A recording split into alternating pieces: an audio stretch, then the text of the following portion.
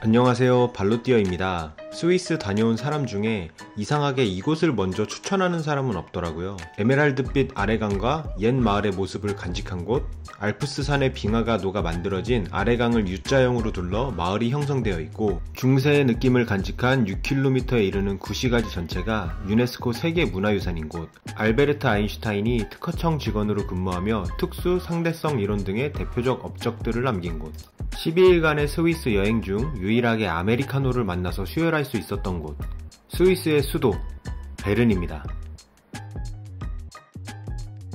제가 직접 다녀와 보니 취리히, 루체른보다도 베른을 꼭 추천하고 싶었습니다. 이상하게 검색을 해봐도 취리히, 루체른을 먼저 추천해주고 베른은 후순위인 것 같은데요. 취리히는 도시가 메인인데 거기에 약간의 자연이 어우러진 느낌이었고, 그린델발트는 자연이 메인인데 거기에 마을만 지어놓은 느낌이라면 베른은 도시와 자연이 딱 알맞게 조화를 이루는 곳이라는 인상입니다. 베른은 인터라켄에서 기차를 타고 1시간이면 갈 수 있고 당연히 스위스 트래블 패스로 무료입니다. 베른 관광은 여유롭게 잡아도 6시간 전후로 오래 걸리지도 않기 때문에 부지런히 움직이면 근처 슈피츠나 튠까지 하루 2곳 여행하는 것도 가능합니다. 지금부터 제가 다녀온 베른 명소들을 소개해드릴 테니 베른 여행을 준비 중이신 분들은 계획 세우실 때 참고해 주시기 바랍니다. 가장 먼저 소개해드릴 베른의 명소는 바로 스위스 연방궁전입니다. 스위스 연방궁전은 베른 중앙역에서 800m 거리이기 때문에 걸어서 약 10분 정도면 도착할 수 있습니다. 스위스 연방궁전은 세계 최초의 근대 민주주의의 현장으로 1902년에 완공된 건물입니다. 연방궁전 앞에는 분데스 광장이 있는데 여름철엔 분수를 틀고 겨울엔 라이트쇼와 아이스링크를 운영한다고 합니다. 모르면 그냥 지나칠 수도 있는데 요 옆에 테라스 입구가 있습니다. 궁전 앞 분수대보다 10배는 멋진 뷰가 뒤 테라스에 펼쳐져 있습니다. 여기는 국회의사당 안입니다. 날씨가 조금 흐린데 그래도 이렇게 안까지 들어와 볼 수가 있네요. 뒤편으로는 테라스가 길게 이어져 있고 아래강과 아랫마을의 모습을 눈에 담을 수 있습니다. 아래강은 라인강까지 이어지고 총 길이는 295km 정도입니다. 인터라켄에서 볼 수 있는 강물 색깔과 같은 이유는 아래강이 인터라켄까지 이어져 있기 때문입니다.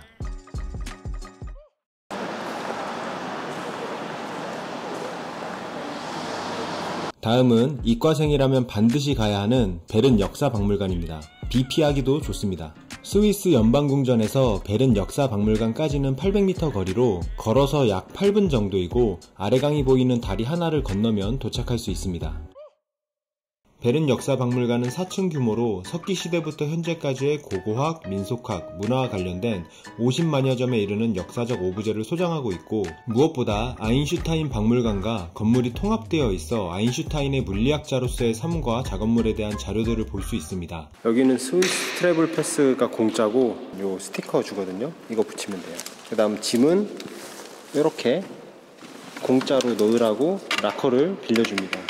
영상과 사진을 찍어도 된다 안 된다? 된다. 대신에 뭘 하지 말라? 플래시. 오케이.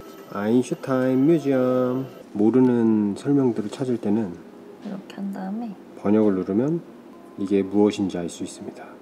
요거는 아인슈타인이 취리히 대학교에서 강의를 준비했던 실제 노트 내용이랍니다. 아인슈타인 아저씨. 넉넉 잡아 45분 정도 둘러본 후에 다음 장소로 가봅니다.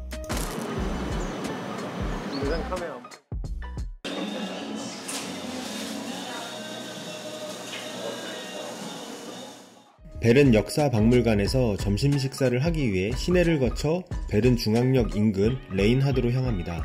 거리는 1.3km로 걸으면 20분가량 걸리기 때문에 이번엔 버스를 타줍니다. 버스를 타는 이유는 조금 있다가 구시가지를 걷기 때문에 체력을 아끼기 위한 것도 있지만 되돌아가는 버스 경로가 아름답기 때문인데 왼쪽으로는 스위스 연방궁전이 보이고 오른쪽으로는 스위스에서 가장 규모가 크고 높은 베른 대성당을 볼 수 있습니다.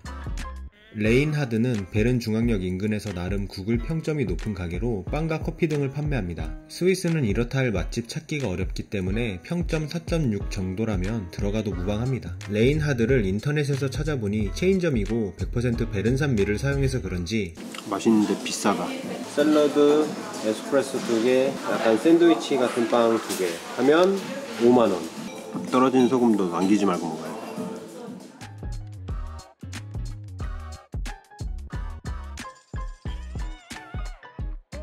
베른은 이 구시가지를 보러 왔다고 생각해도 될 만큼 제 스위스 여행 통틀어 가장 멋진 곳이었습니다. 구시가지는 해당 구역 전체가 유네스코 지정 문화유산으로 지정될 만큼 중세의 분위기를 간직한 건축물들이 현재까지도 아름답게 보존되어 있습니다. 양쪽으로는 비를 막아주는 아케이드 형태로 상점들이 쭉 이어져 있어서 비가 오는 날에도 비를 맞지 않고 구시가의 중세풍 분위기를 느낄 수 있습니다. 경로는 어렵지 않은데 그냥 도시 가운데를 쭉 지나가면 됩니다. 감옥탑과 치트글록의 아인슈타인하우스, 베른 대성당을 차례로 지나게 됩니다. 직선거리는 1.5km 정도로 무작정 걷기만 하면 20분 정도 소요되지만 좌우 상점과 거리를 구경하다 보면 1시간이 금방 지나갑니다.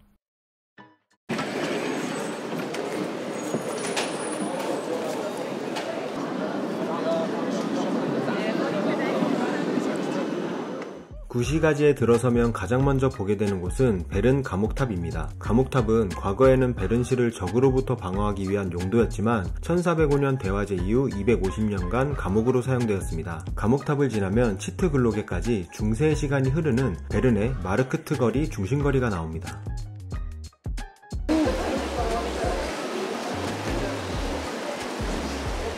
조금 걷다 보면 구시가지의 상징 중 하나인 치트글록의 시계탑을 보게 됩니다. 근데 저거 유명한 거잖아. 저 유명한 거잖아.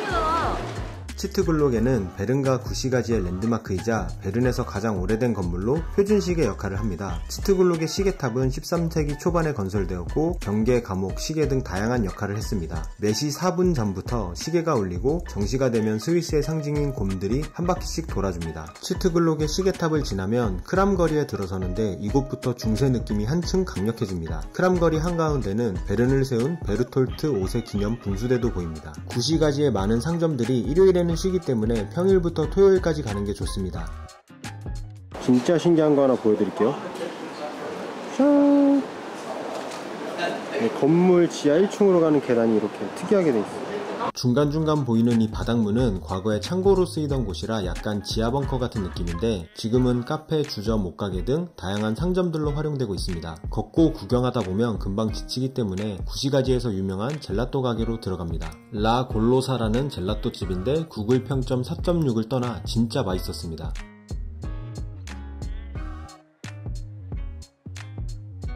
너무 준비 없이 간 나머지 아인슈타인하우스와 베른 대성당을 가지 못해 너무 아쉽습니다. 아인슈타인하우스는 구시가지 중심가에 있으며 1층은 카페로 운영되고 있습니다. 입장료가 무료는 아니고 스위스 트래블 패스 소지자는 할인받아 오프랑을 내야 합니다. 운영시간은 오전 10시부터 오후 5시지만 언제나 가시기 전에 공식 사이트를 확인하고 가셔야 합니다. 실제 1903년부터 1905년까지 이곳에서 가족과 함께 살았고 그 유명한 상대성 이론을 정립한 곳이라 합니다. 아인슈타인은 이과생 발작 버튼이므로 기회 되시는 분들은 가보셔도 좋을 것 같습니다. 베른 대성당 역시 구시가지 중심에 우뚝 솟아있어 찾기가 편합니다. 베른시에서 가장 높고 인상적인 후기 고딕 양식을 지닌 건물입니다. 언제나 강조하지만 비용, 운영시간은 무조건 공식 사이트 확인이 가장 정확합니다. 23년 4월 10일부터 24년 4월 1일까지 쭉 영업합니다. 자동 번역이라 조금 이상하지만 운영시간도 확인하시고 탑에 올라가는 것도 가능하지만 역시나 공짜는 아니고 오프랑을 내야 합니다. 베른 대성당 탑에 올라가면 이런 뷰를 볼 수 있다고 하니 가실 분들은 참고하시면 되겠습니다. 구시가지를 지나 아래강이 내려다 보이는 다리를 건너면 바로 곰공원이 나옵니다. 구시가지 끝에는 아래강이 내려다 보이고 모두가 인스타 사진을 찍고 있는 다리가 하나 나옵니다. 위에서 보면 이런 느낌이고 아래서 보면 이런 느낌이고 뒤돌아서 구시가지를 바라보면 이런 느낌이고 이 다리를 지나면 곰공원입니다.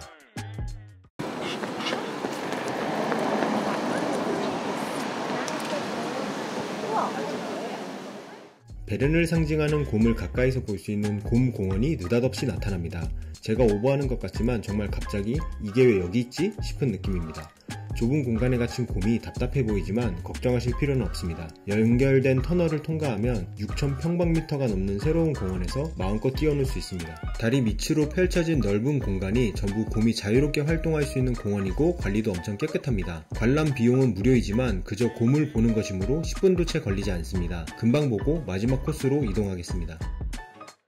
우와, 엄청 예뻐. 마지막으로 곰공원 옆 오르막을 오르면 바로 오늘의 종착지 장미공원에 도착하게 됩니다. 장미정원은 오르막길을 올라야 하지만 길지 않고 편안하게 올라갈 수 있습니다. 사실 장미공원이라길래 굳이 장미 보러 갈 필요가 있나 싶었는데요. 이곳은 베른 시내가 한눈에 내려다 보이는 압도적인 경치를 보기 위해 꼭 와야 합니다. 와, 진짜 말도 안 돼. 날이 맑았다면 이런 뷰였을 겁니다. 구시가지만큼이나 개인적으로 추천하는 베른 명소입니다. 그리고 뒤로 돌면 바로 장미정원이 보입니다. 서울숲 느낌이 나는데 좀 더 넓고 자유로운 분위기입니다. 여기 장미가 있어. 10월이라 그런지 꽃이 많지는 않았지만 잠깐 둘러볼만 했습니다. 저는 30분도 안 돼서 내려왔지만 돗자리를 준비해서 정원에서 쉬면 좋을 것 같습니다. 내려오는 길에 벤치에 앉아 계신 아인슈타인 형님의 코도 문질러 봅니다. 당신이 이렇게 만지면은 똑똑한 아들 낳는 거야? 아, 그렇게 쉽게 똑똑한 아들 낳진 못해. 이렇게 장미정원까지 보고 내려오면 최소 5시간 정도 걸렸던 것 같습니다. 그린델발트가 최고인 줄 알았는데 베른도 그에 버금가는 레벨이었습니다. 이상하게 스위스 가기 전 베른을 추천하는 사람이 없었습니다. 개인적으로 말씀드리면 취리히 루체른보다 3배 이상 멋졌습니다. 괜히 도시 전체가 유네스코 문화유산이 아니겠죠? 여러분도 꼭 가보시길 바랍니다.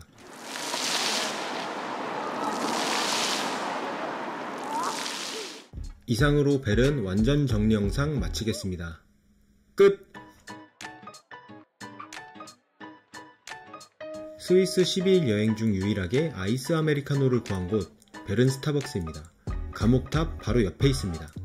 베른에 있는 스타벅스에서 드디어 처음으로 아메리카노 발견했습니다. 아이스 아메리카노 하나에 톨 사이즈인데 5.9프랑입니다. 가격 사악한 거 보세요.